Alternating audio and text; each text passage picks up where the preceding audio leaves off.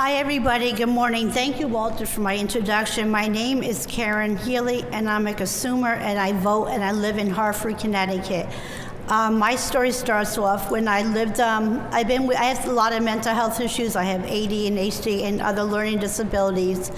So I had originally from Poughkeepsie, New York, and in 1989, I wound up being put in a psychiatric short-term acute unit in St. Francis of Poughkeepsie.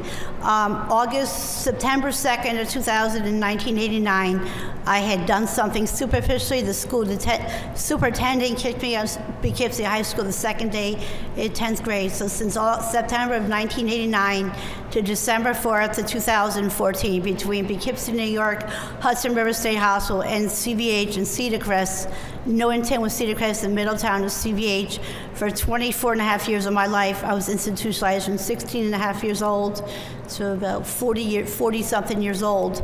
And when I was at CVH, my first admission, I had done a lot of damage to myself, hurt myself severely, and after hurting myself to the point where I needed surgery and was admitted to Middlesex Hospital for doing something stupid to myself, I was put on a one-to-one restriction where for a year I could not go outside, I could not see the outside. I never stepped outside in the community unless I had a medical appointment, and at CVH they have the gated screen windows that a skeleton cape open, so that's what I had to do. So for a year, my mom and I fought for myself to be able to have a comfort item, because I was in a CO room in the female dorm, no windows. I couldn't even have a stuffed animal. So my mom fought and I fought for that. In my opinion, I think someone who's done something or other issues to themselves deserve to have something to help comfort themselves and not be put somewhere with no relief and no something to make them feel good inside. So December 4th of 2014, I'm in the agency now that took me on as my program, Goodwill Agency, and I've been with them now since December 4th of 2014. And I've done a lot of stuff for the community. I've been on the KTP, Keep the Promise Coalition Committee, the PAC Committee, and now I was appointed on the DD Council Committee, and I'm so happy to be part of that. I was appointed from the Governor Ned Lamont, and my big thing, I got a plaque showing the official signature in the folder when he signs the laws on the news, so that meant the world to me. And being a part of the council, I love to share my story very much. I think my story of my journey of where I was and where I am today is very powerful. Every year I do live testimonies at the legislative building here.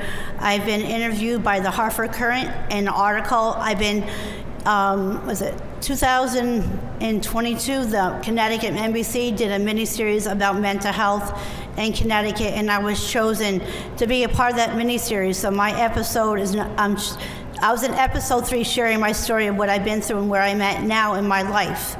So in my opinion, I think people with disabilities, a lot of people with mental health issues, to the point where I was told that I would never succeed. When I got discharged that day, I had people in the hallway before I walked out the door, "You'll be back in a week and a half later."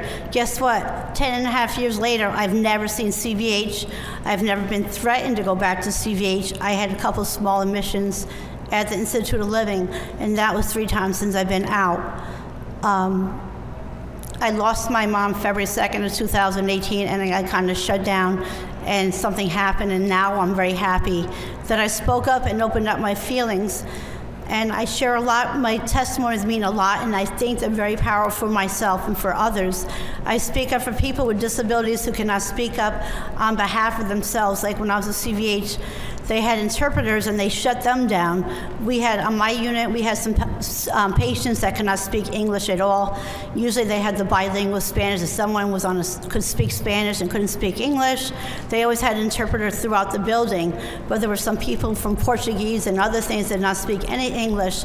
So once in a while, once a week, they would have interpreters, so they were lost, and they didn't have anyone speak up for themselves. And I remember I had some incidents that happened to me at CVH and things that were done to me and other things. And I remember sitting in the day room and staff sitting at a table making fun and laughing about us. And CVH was not a good place for myself, because all I did is sat in the day room and did nothing. When you don't have a level, you can't even go off the unit to even get fresh air. So I am very proud of myself that I do what I do now and speak up for people who cannot speak up for themselves. And if anyone would like to talk to me after, speak to me, or interview me, I'd be very kind and very appreciated. Thank you for letting me come today and speak at this press conference. Thank you.